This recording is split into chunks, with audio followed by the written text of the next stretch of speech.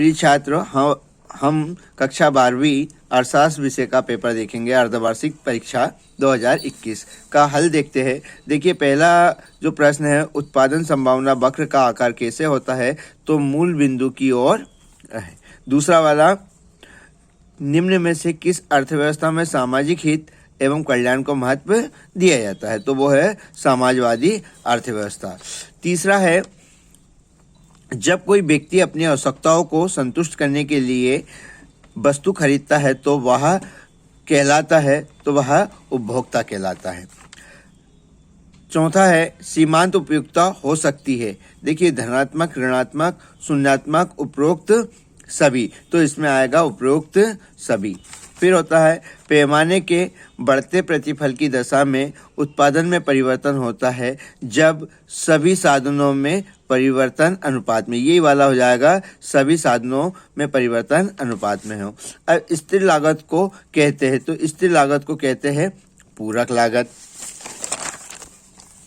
आगे 7 वाला, उत्पादन प्रारंभ होने के पहले निम्नलिखित में से कौन सी लागत पाई जाती है। देखिए, तो ये होगी स्थिर लागत। देखिए, स्थिर लागत क्यों? क्योंकि उसने क्या बोला है, उत्पादन प्रारंभ, यानी कोई भी उत्पादन जब किया था उससे पहले, तो उससे पहले जो लागत होती है स्थिर लागत कैसी होती है, क्योंकि उत्पादन प्रारंभ करने से पहले, जैसे हमने भूमि, भवन, यदि ये लेते हैं तो ये उत्पादन से पहले लेते हैं और वो एक बार ही लेते हैं, यानी स्थायी रहती है, स्थिर रहती है, वो परिवर्तन नहीं होती। चाहे उत्पादन बंद भी हो जाए तब भी वो लागत को कम नहीं की जा सकती। इसलिए क्या, उत्पादन से पहले जो लागत होती है वो स्थिर लागत होती है।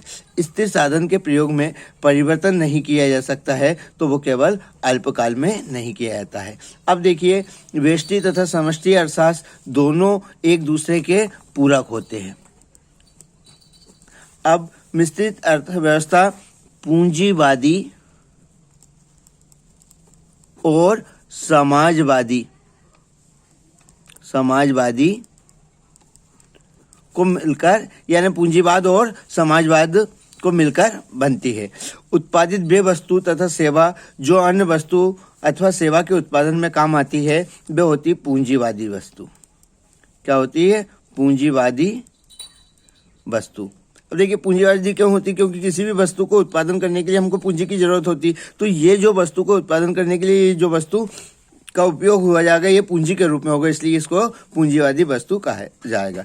व्यष्टि अर्थशास्त्र में व्यक्तिगत अर्थशास्त्र इकाई या व्यक्तिगत इकाइयों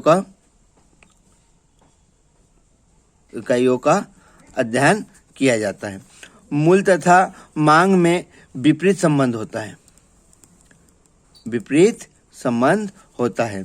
यदि अन्य बातें समान रहे तो पेट्रोल की कीमत में कमी होने पर टायर की मांग में क्या हो जाती है? वृद्धि हो जाती है ना। ऊंची तटस्थ वक्र खालिस्तान स्तर की संतुष्टि को दर्शाता है, तो ये होता है उच्च स्तर की, है ना। खालिस्तान लागत सीमांत लागत को उसके सबसे निचले बिंदु पर काटती, तो ये हो जाता है खालिस्तान लागत औसत लागत को उसके सबसे निचले बिंदु पर, तो वो होती है सीमांत लागत। सीमांत लागत है जो औसत लागत को उसके सबसे निचले बिंदु पर काटती। कुल लागत तथा स्थिर लागत के अंतर को हम बोलते हैं परिवर्तनशील लागत। औसत लागत तथा सीमांत लागत दोनों ही खालिस्तान लागत से ज्ञात की जाती, तो यह होती है कुल लागत से। हाँ, उपभोक्ता को प्राप्त होने वाली उपयोगिता के अधिकतमीकरण का बिंदु कहलाता है अधिकतम संतोष कहलाता है।